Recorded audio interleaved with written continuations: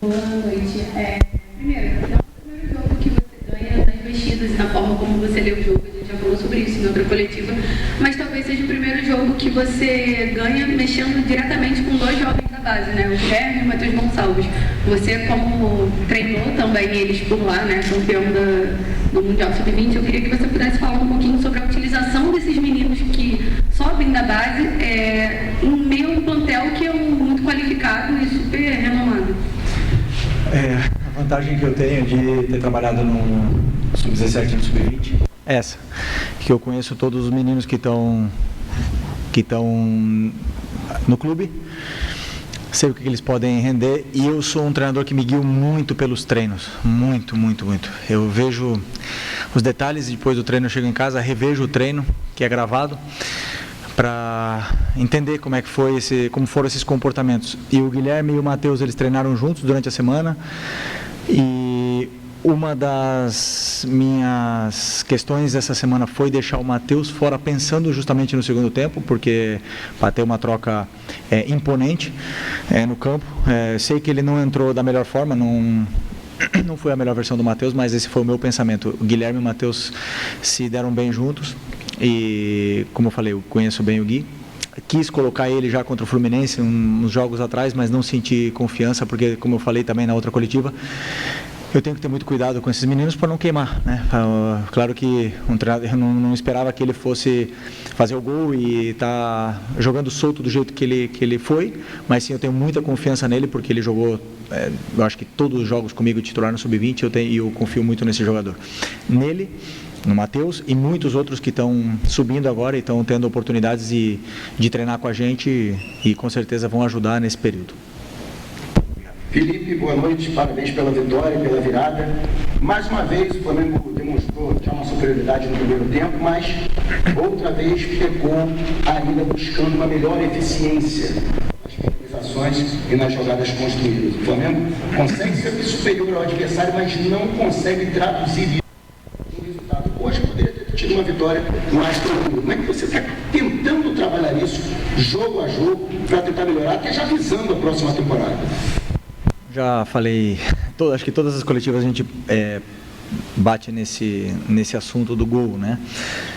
É um assunto, assim, delicado, porque da minha parte, da parte que me compete, é bom para mim porque o time está criando. Isso quer dizer que o trabalho está sendo bem feito na parte ofensiva. E realmente às vezes a gente está errando, está pecando em fazer gols. Da minha parte, o que eu posso fazer? Dar treinos, finalização, comportamentos, conceitos e essa vivência perto do gol com os goleiros para eles se sentirem mais frios. Mas eu acredito que a melhor forma de esquecer desse assunto, de melhorar esse assunto, é não falar dele, né? Não falar, só treinar. Não falar que a gente tem uma falta de gol. E até mesmo porque quando ganha todo mundo e perde todo mundo. E os jogadores fizeram um esforço, o comportamento deles, a postura dos jogadores hoje em campo foi incrível para mim, foi muito boa e às vezes não se traduz com bola na rede, mas são jogadores que têm muito gol. O Michael tem muito gol, Bruno Henrique tem muito gol, Ayrton tem muito gol, o Alcaraz tem muito gol, então são jogadores que eu escolhi que tem gol para jogar na frente e às vezes a bola não entra. Hoje não entrou da forma que a gente queria, mas o importante aqui era sair com a vitória. Felipe, boa noite. Boa noite. Felipe, um pouco antes da final da Copa do Brasil, havia uma preocupação muito grande do torcedor sobre qual seria o comportamento do time caso fosse campeão, já que teria uma vaga direta para a Libertadores do ano que vem. Chegar no primeiro lugar do brasileiro seria um pouco mais complicado e tal. E você falou que você pensa jogo a jogo, e que na sua cabeça, se você perder um jogo, você acha que você vai ser demitido e tal.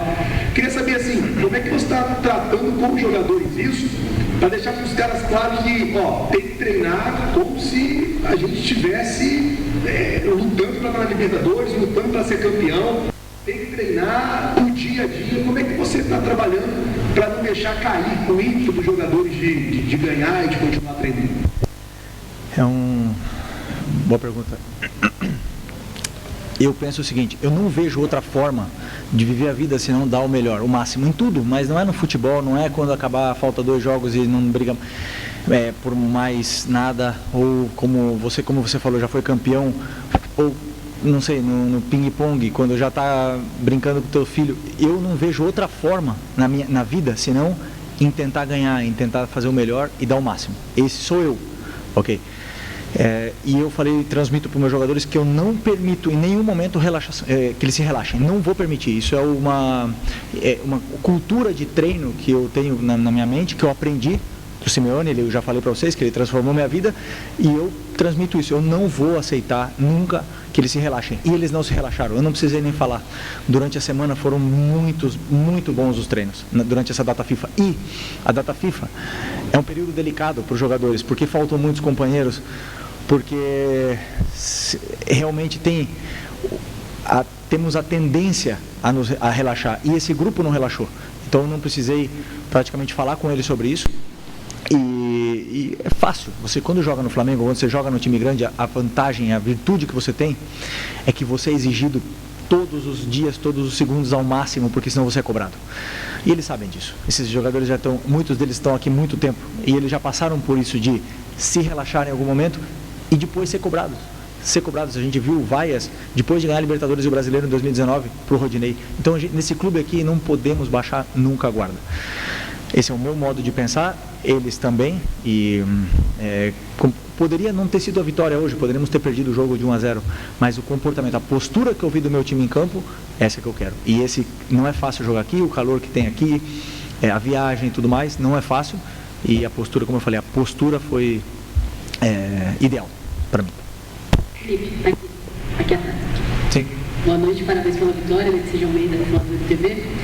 Você precisou encontrar alternativas para conquistar essa vitória também com jogadores vindos da base, o caso do Guilherme Feijó, Matheus Gonçalves, muitos jogadores sendo utilizados nessa partida que são da base do Flamengo, porque o Flamengo está com a ausência de jogadores tanto no departamento médico como também nas suas respectivas seleções. E nesse ponto eu queria te perguntar como que foi essa tomada de decisão de não trazer os jogadores que estavam com as seleções, é um comportamento comum.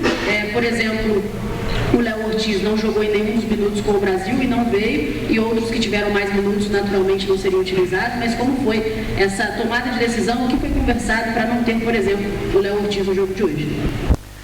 Ok, o planejamento dessa semana foi em função dos jogadores que treinaram. O Gerson, a gente leu na imprensa, vimos as notícias de que o Gerson seria titular, ou seja, um descarte, porque se ele jogou 90 minutos ontem, não pode jogar hoje. E não queremos perder um jogador desse nível. O Varela, a princípio, estava relacionado, falei com ele me falou que ia ser titular. Também preferi não trazê-lo, porque ele estava também na lista. O Plata, já sabemos que ele jogou, acho que foi em Barranquilla, se eu não me engano. Barranquilla, né, jogou 60 minutos, não era capaz de vir. E o último caso era do Léo Ortiz. O que acontece? Ia jogar Fabrício e Léo, que treinaram a semana inteira, que viram todos os comportamentos, viram o nosso plano de jogos, viram como a gente tinha que jogar, como a gente tinha que se comportar no ataque e na defesa. E o Cleiton também. E o Davi também. Só que o Davi ontem passou mal, teve uma virose. Aliás, muitos dos jogadores no vestiário estão assim, com essa virose. Alguns filhos também estão assim, nossos, mas jogaram no esforço. Por exemplo, o caso do Bruno Henrique, do Alan, que estava aqui, e o Davi não conseguiu viajar. Eu confio no Cleiton, então foi decisão minha de falar para o clube, dizer que não precisava do Léo Ortiz para esse jogo, que eu confiava nos que estavam aqui, e confio. Mesmo se tivesse sido outro resultado, teria falado a mesma coisa, confio nos jogadores que estão aqui. E acredito que não posso correr riscos nessa reta final com jogadores que estão como o Léo, que mudou a metodologia de treinos na seleção durante essa semana, e o corpo gera uma adaptação, então é sempre um risco grande jogar, porque ele não iria dormir nessa noite. Então essa foi a decisão sobre a data FIFA. Ok? Professor, último. Felipe, eu vou pedir permissão para fugir um pouquinho do factual aqui, porque a gente está fazendo uma reportagem especial sobre os 5 anos da conquista da torcida do Flamengo com essa geração de jogadores. Vem também desse título. Eu queria saber de você, assim, olhando para trás, o que esse título significou e significa na sua vida profissional e até na sua vida pessoal. assim, vocês me conhecem bem, né? Eu não gosto muito de falar do passado e dos títulos que ficaram para trás. Não vivo disso, nunca quero viver disso. Para mim, tenho um troféu, uma réplica lá em casa, tenho uma medalha. Não fico olhando, não está na sala, não está em lugar visível, porque eu gosto de esquecer o passado e sempre procurar ganhar um novo. Mas esse título, a noite anterior em Lima, foi a primeira vez na minha carreira que significava demais para mim o título. Demais, mais do que o normal. Sim, meu sonho sempre foi ganhar a Champions. Sempre foi esse, na minha carreira, como jogador. Eu não consegui ganhar a Champions, só que o fato de poder conquistar uma Libertadores com o clube do meu coração significava demais para mim, demais. E vocês viram o meu jogo, não foi o melhor jogo que eu fiz. Isso foi... eu não consegui separar a emoção da razão nesse dia, mas conseguimos a vitória como equipe, e eu sou parte dessa história e sou muito grato pela oportunidade que me deram de estar aqui nesse momento, de fazer parte desse grupo vitorioso. Mas eu quero, como eu falei, como eu não gosto de falar do passado, eu prefiro estar em outra função, poder fazer outra história, tentar conquistar outro título e dar alegria de novo, e sentir essa conexão, essa comunhão com a torcida que é inesquecível. Então eu estou aqui hoje em busca desse grande objetivo. Ok? Obrigado. Fim da entrevista coletiva do nosso ídolo Filipe Luiz, comentando agora por último sobre o título de 2019.